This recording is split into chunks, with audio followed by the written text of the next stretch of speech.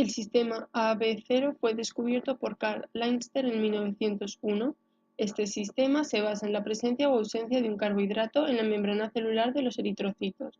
En el tipo A, los glóbulos rojos expresan antígenos de tipo A en su superficie y anticuerpos contra los antígenos B en el plasma. En B, los glóbulos rojos expresan antígenos de tipo B y anticuerpos contra los antígenos A.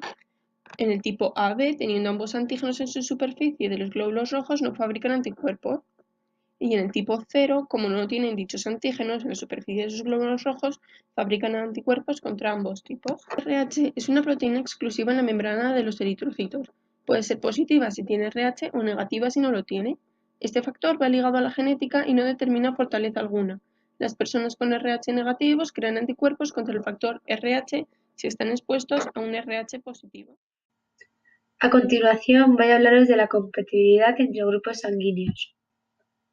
Según el descubrimiento en 1900 por Landsteiner, el sistema AB0 clasifica los grupos sanguíneos en 4 grupos: A, B, AB y 0, y se distinguen por la presencia, ausencia o combinación de antígenos A o B en la superficie de los glóbulos rojos.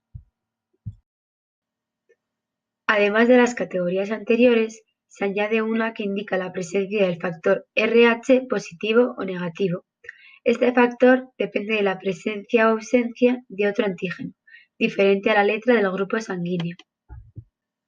La importancia de conocer el tipo de sangre se debe a la posibilidad de necesitar una transfusión. Esta debe de ocurrir entre grupos compatibles para evitar el contacto con anticuerpos o antígenos similares, que pueden provocar un rechazo o una coagulación de la sangre.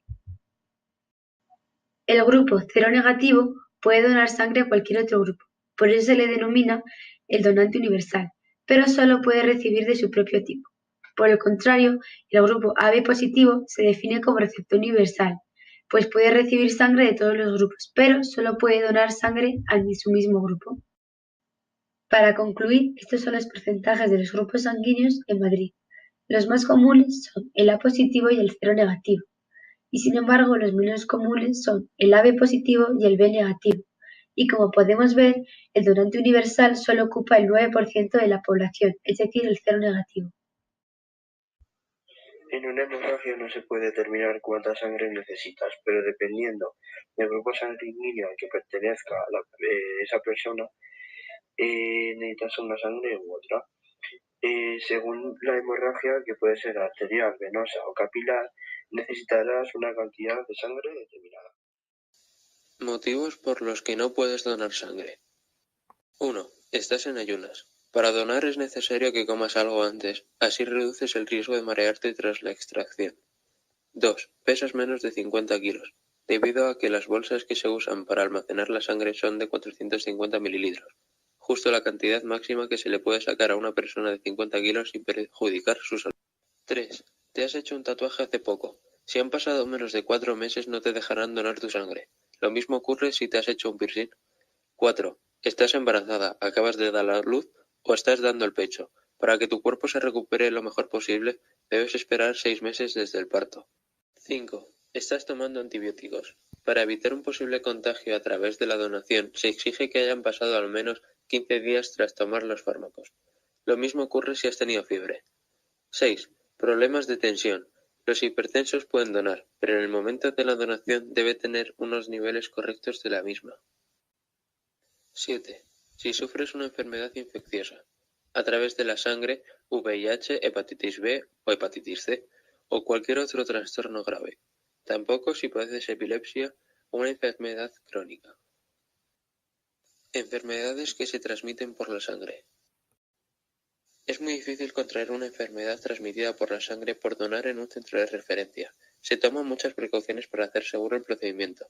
Aún así, la sangre donada se examina en busca de presencias de numerosos microorganismos infecciosos. Algunas de las enfermedades que se contagian por transmisión sexual también se pueden contagiar por la sangre.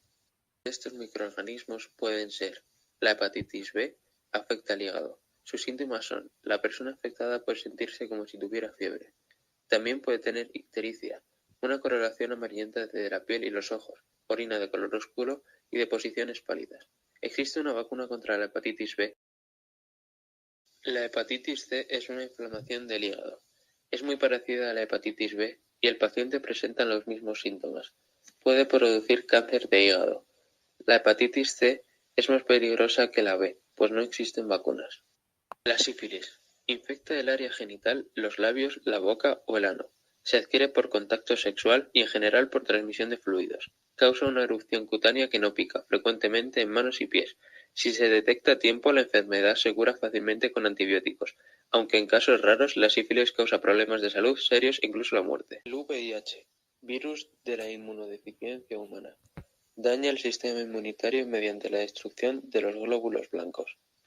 Formas de transmisión pueden ser a través de relaciones sexuales o por contacto con la sangre de una persona infectada. Sus síntomas son inflamación de los ganglios y síntomas parecidos a la gripe. No tiene cura, pero hay muchos medicamentos que combaten la infección y reducen el riesgo de infectar a otros. Sacar sangre para donación puede hacerse cada 2 meses, con un máximo de 4 donaciones al año en el caso de los hombres y 3 donaciones en el caso de las mujeres. Esta diferencia se ha establecido por la sangre que la mujer ya pierde periódicamente a causa de la menstruación. Cuánta sangre se dona depende del peso del donante. Cualquier persona por encima de los 50 kilos puede donar esa cantidad sin perjuicio alguno. El donante lee una información genérica sobre la donación. DNI o documentación equivalente. Es muy importante rellenarlo con seriedad y rigor.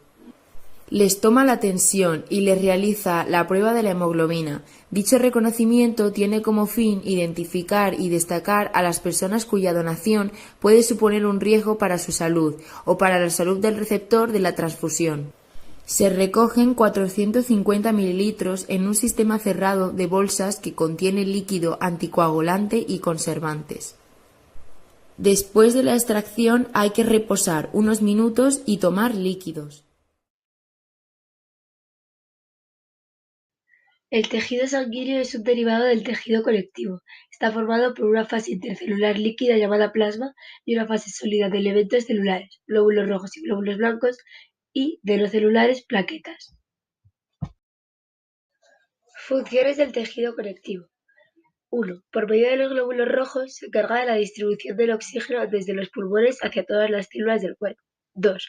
Transporta los nutrientes absorbidos en los intestinos hacia todos los tejidos. 3. Se encarga de distribuir las hormonas secretadas por las glándulas endocrinas.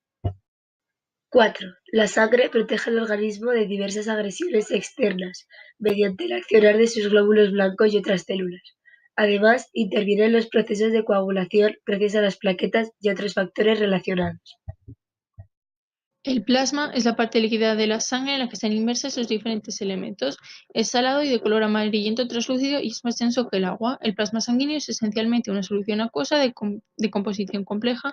Contiene un 95% de agua y un 8% de proteínas y restos de otros materiales. Las proteínas del plasma son fibrógeno, globulinas, albúminas y lipoproteínas. Los componentes del plasma se forman en el hígado y en las glándulas endocrinas y tiene componentes orgánicos como proteínas, enzimas, aminoácidos, glúcidos, lípidos, etc. y componentes inorgánicos como sodio, potasio, bicarbonato y sales hidrogenadas.